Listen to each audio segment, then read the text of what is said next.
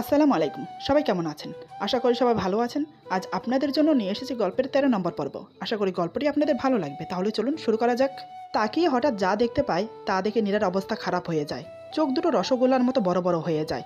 হাত পা থরথর করে কাঁপছে, কারণ আলো নেই চেয়ারে। তার বদলে আমি অগ্নিমুক্তি রূপ ধারণ করে বসে নীরার দিকে তাকিয়ে আছি। নীরা বলে, আপনি? কথাটা শেষ হওয়ার সাথে সাথে ঠাস করে একটা আওয়াজ হয়। হ্যাঁ, আপনারা যা ভাবছেন তাই। নীরার গালেই এটা পড়েছে। আশেপাশের সব মানুষের দৃষ্টি আমাদের দিকে। কফি শপের ম্যানেজার এসে সব মানুষদের বের করে নিয়ে যায়, কারণ এটা আমাদের কফি শপ। নীরা তা জানে না। আমার থাপ্পড় খেয়ে নীরা গালে হাত দিয়ে চুপ করে বসে আছে। আমি আবারও না চাওয়া সত্ত্বেও নীরার গায়ে হাত তুলেছি। নিজের রাগ সামলাতে না পেরে আমি টেবিলের উপর হাতের চাপড় মারি। নীরা চমকে উঠে আবার কাঁদতে শুরু করে। আমি দাঁড়িয়ে লাথি মেরে চেয়ার ফেলে দিয়ে পায়চারি করছি। নিজেকে কন্ট্রোল করার চেষ্টা করছি, কিন্তু পারলাম না। আমি চিৎকার করে উঠে বললাম, ছেড়ে দিয়ে রেখেছি বলে তার জন্য পাখা গজিয়েছে? পাখা একদম পাখা কেটে ঘরে বসিয়ে দেব। সাহস কি করে হয় আমাকে ছেড়ে যাওয়ার কথা তুমি মাথায় নিয়ে আসো? আমি তোমাকে বলেছি না আমি বেঁচে থাকতে তোমাকে আমি আলাদা করব না? কি করতে এসেছো এখানে? হ্যাঁ, কি করতে? নিজেকে কি মনে করো তুমি? কিছু করতে গেলে আমি জানবো না? তোমার দুনিয়াটা আমার গণ্ডির মধ্যে। কোন সাহসে তুমি সকালে আমাকে কিছু না বলে এখানে এসে এত বড় সিদ্ধান্ত নিচ্ছ? কোন সাহসে? বলেই টেবিলে আবার হাত দিয়ে বাড়ি মারে। নীরা লাফিয়ে ওঠে। আমি বললাম, তুমি কি ভাবো আমাকে? হ্যাঁ, কি ভাবো? তোমার কি ধারণা আমি আলোকে ভালোবাসি? তুমি বোঝা আমার কাছে? সেটাই মনে হবার কারণ কি বলো? তোমাকে এমন কোনো কথা বলেছি নাকি কোনো মেয়েকে তোমার সামনে দিয়ে আমার ঘরে তুলেছি বলো? নীরা চুপ করে কেঁদেই যাচ্ছে। আমি আবার বললাম, মন আমার এটা কোনো পাবলিক পেজ না যে যখন তখন কেউ আসবে আর চলে যাবে। ভালোবাসি তোমাকে আমি। তুমি বাসো আর নাইবা বাসো, আমার সাথেই তোমাকে থাকতে হবে। নীরা তারপরও চুপ। আমি বললাম, ভালোবাসো না জানি, কিন্তু এভাবে দূরে ঠেলে দিবে আমাকে? এতই অসহ্য লাগে আমাকে? এতই বিরক্ত লাগে? এখন বুঝবে না আমাকে আর আমার ভালোবাসাকে। যখন থাকবো না তখন খুঁজবে আমাকে।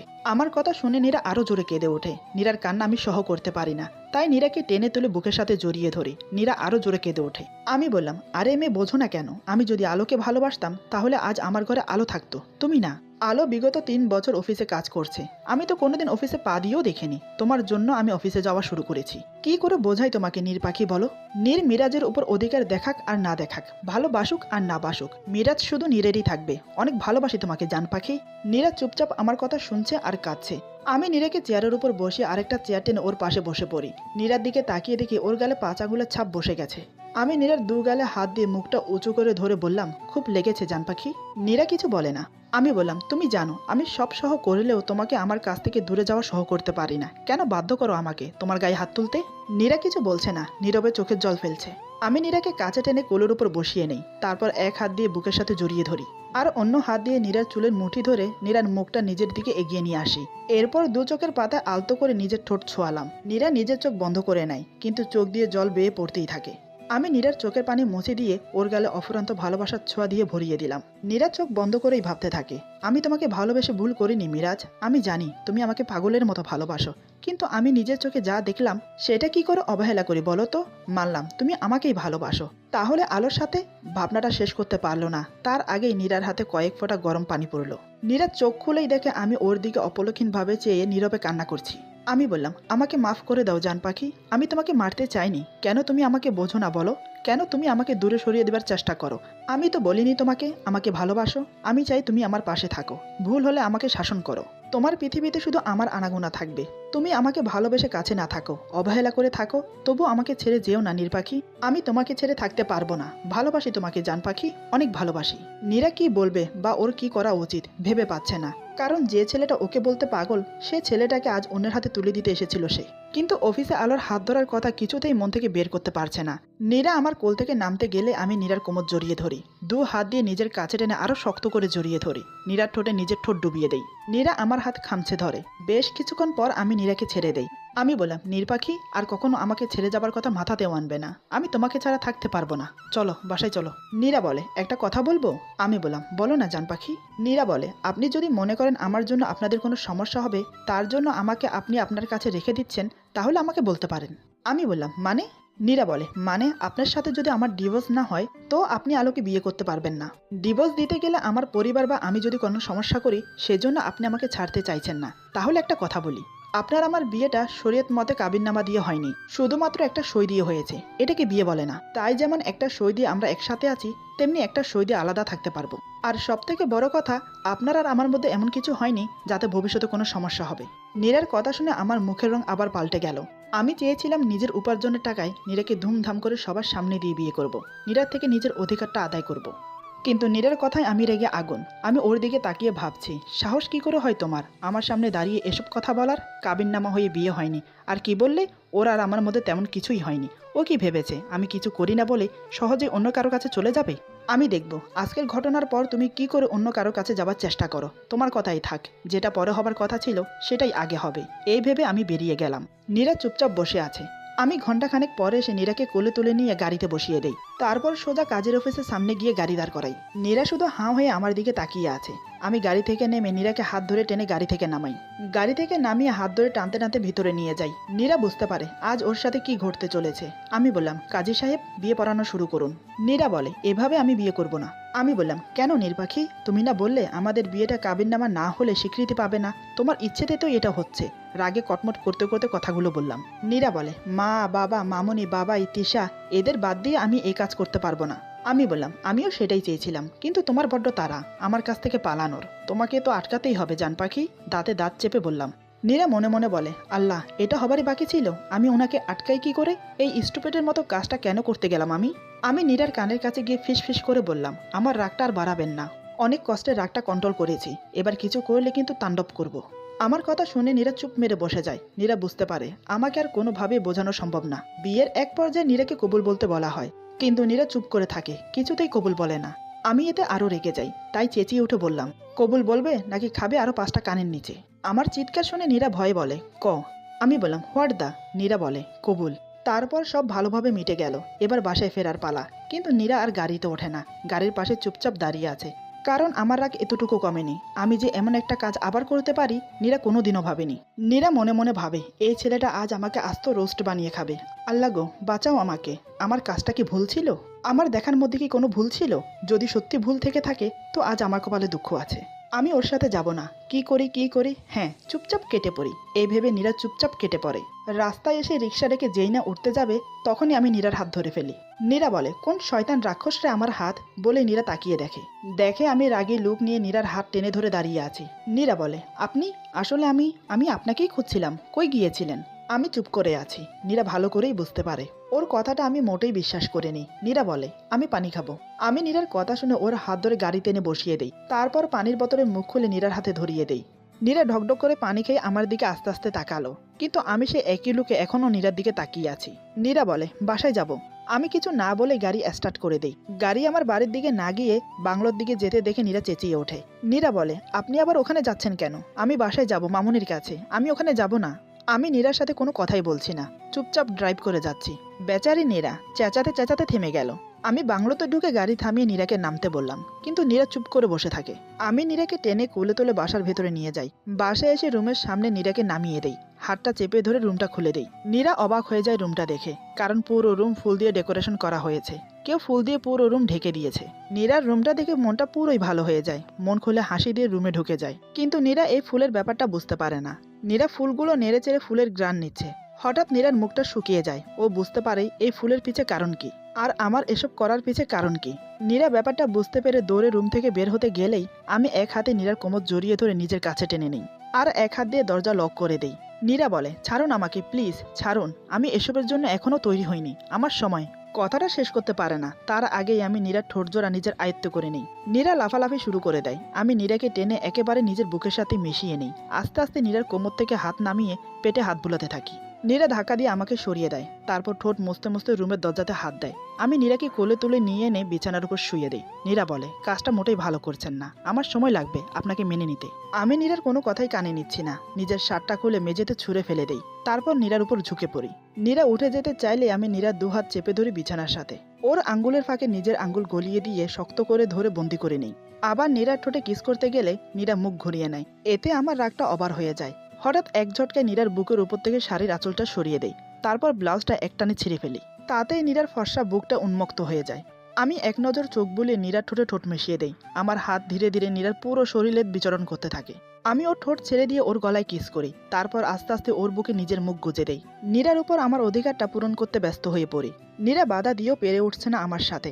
আমি আজ ভালোবাসা দিয়ে নীরাকে ভরিয়ে দিচ্ছি না নিজের রাগটা কমানোর চেষ্টা করছি, সেটা নীরা বুঝতে পারছে না। নীরার দোষ একটাই, ও বারবার আমার কাছ থেকে পালানোর চেষ্টা করে। নীরা অবশেষে আমার দেওয়া এই শাস্তি সহ করতে থাকে। ও ঠিকই বুঝতে পারে বাধা দিয়েও কোনো লাভ হবে না, আমি যা করছি তা করেই ছাড়বো।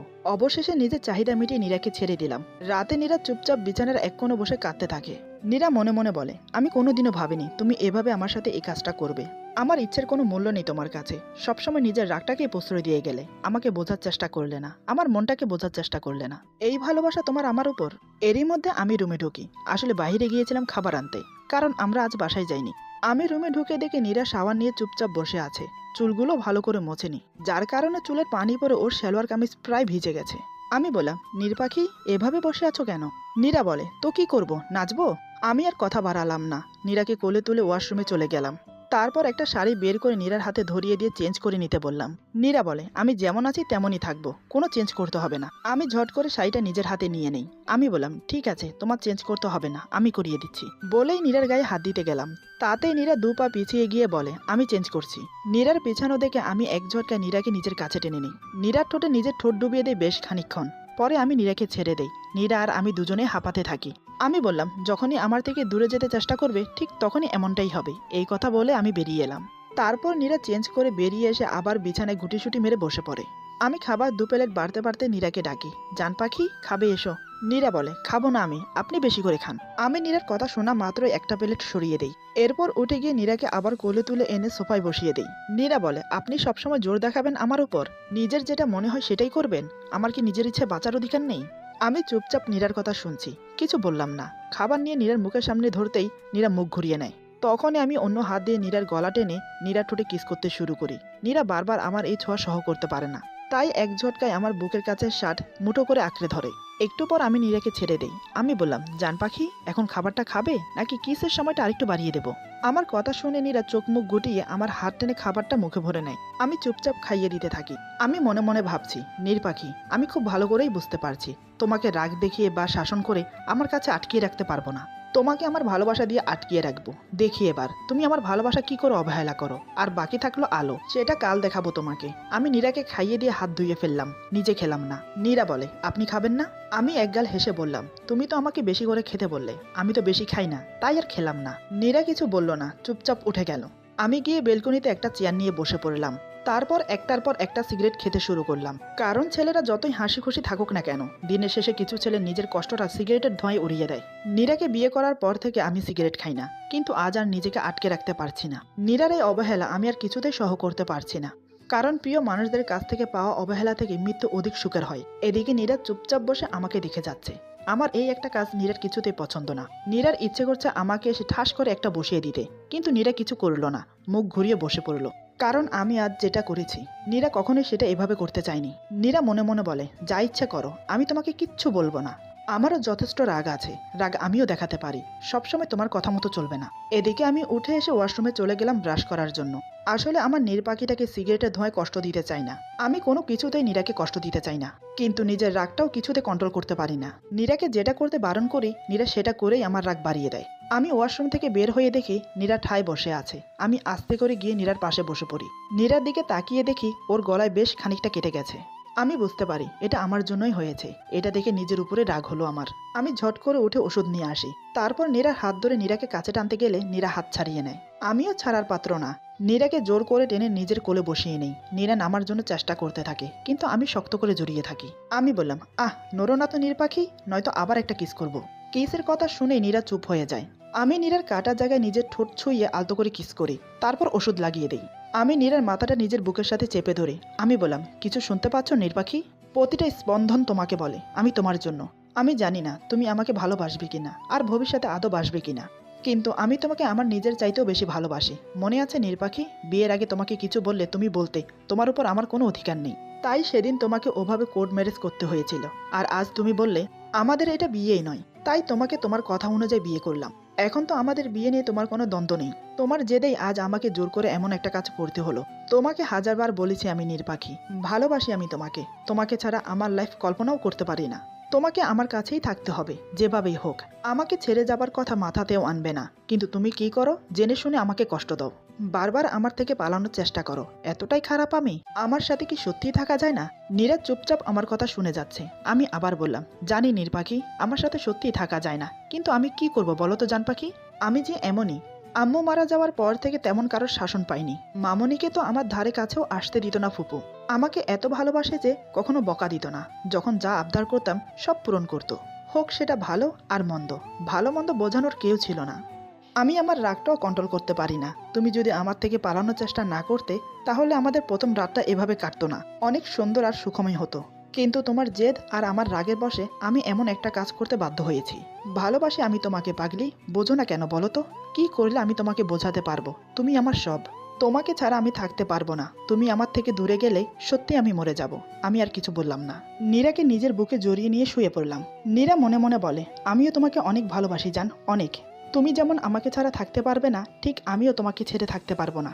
বড্ড বেশি ভালোবাসি তোমাকে, বড্ড বেশি। কিন্তু আজ যেটা তুমি করলে, এর জন্য তোমাকে শাস্তি পেতে হবে। এই ভেবে নীরা উঠতে গেলে আমি নীরাকে উঠতে দিই না। নীরা আমার দিকে এমনভাবে তাকালো, আমি নীরাকে ছেড়ে দিই। নীরা উঠে গিয়ে প্লেটে করে খাবার এনে আমাকে খেতে বলে। আমি বললাম, খাইয়ে দাও না নীর, প্লিজ। নীরা আর না করে না, হাত তুলে আমাকে খাইয়ে দেয়। আমি নীরার হাত ধরে এমনভাবে খাবার মুখে নেই যে খাবার কম নিয়ে নীরার আঙুলগুলো চেটে নেই। আমি এমন করাতে নীরার অন্যরকম একটা ফিলিংস হতে লাগলো। অন্য হাতের ভাতের প্লেটটা পরে নিতে গেলে আমি ধরে একটা মুচকি হাসি দেই। এটা দেখে নীরা রাগে গজগজ করতে থাকে। আমি মনে মনে বলি, জান পাখি, তোমাকে আমার ভালোবাসার জালে এমনভাবে আটকাবো যে আমাকে ছেড়ে যাওয়ার কথা কল্পনা তো ভাববে না। নীরা আমাকে খাইয়ে দিয়ে হাত ধুয়ে বিছানায় শুতে আসলো। আমি উল্টো গড়াগড়ি দিয়ে নীরার জায়গায় শুয়ে পড়ি। এটা দেখে নীরা চেঁচিয়ে উঠে বলে, আমি ঘুমোবো না? আমি বললাম, আস্তে জান পাখি আস্তে, আমি কি তোমাকে ঘুমোতে বারণ করেছি? নীরা বলে, তা নয়তো কি, কোথায় ঘুমোবো আমি? আমি বললাম, আমার বুকে এসো। বলে নীরাকে টেনে বুকে জড়িয়ে নিয়ে শুয়ে পড়ি। নীরাও চুপচাপ শুয়ে পড়ে, কারণ ও জানে আমি ওর কোনো বারণই শুনবো না। সকালে আমি নীরার আগে ঘুম থেকে উঠি। নীরা আমার পরে ঘুম থেকে উঠে ঘড়ির দিকে তাকিয়ে দেখে 11টা বাজে। টাইম দেখে ধরপড় করে উঠে পড়ে, কিন্তু উঠে দেখে আমি কোথাও নেই। নীরা ওয়াশরুমে চলে গেল ফ্রেশ হতে। কিছুক্ষণ পর এসে আয়নার সামনে নিজেকে দেখতে শুরু করে। আজ অন্যরকম সুন্দর লাগছে তাকে। গলার কাটা জায়গায় হাত দিয়ে দেখছে নীরা। পুরো রুমটা দেখছে। রাত চলে গেলেও ফুলের গন্ধ একটুও কমেনি। নীরা রুম থেকে বের হয়ে দেখে আমি নাস্তা রেডি করছি। আমাকে দেখে মনে হচ্ছে আমি নিজের হাতেই রান্না করেছি। নীরা দেখেই একগাল হেসে দিল। আমি বললাম, উঠে গেছে আমার নীর পাখিটা? গুড মর্নিং আমার জান।